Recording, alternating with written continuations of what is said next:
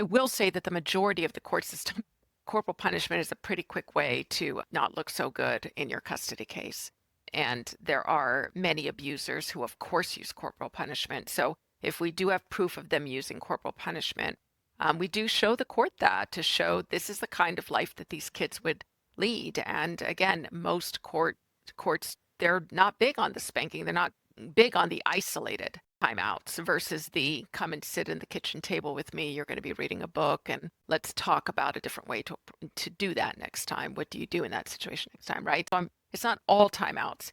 It's that throwing them in their room and making them feel shame, which is terrible for children, My right? That son, kind of shame. he was told, not by me, to stand in the corner and he wasn't allowed to like look anywhere. And he Horrible. found that like, yeah, it to this day, he's like traumatized by that. Yeah. And it's like, no, that's not what Yeah. we're doing. That's straight, that's abuse. That's abuse.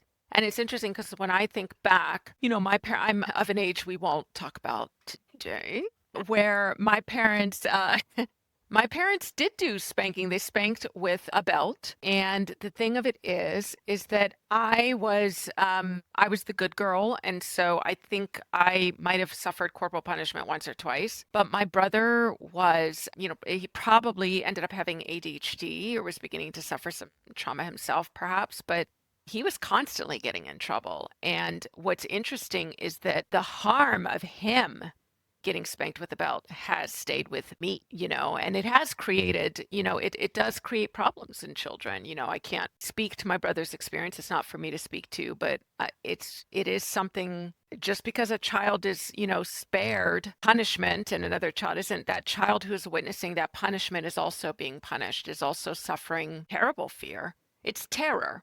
Corporal punishment is terror.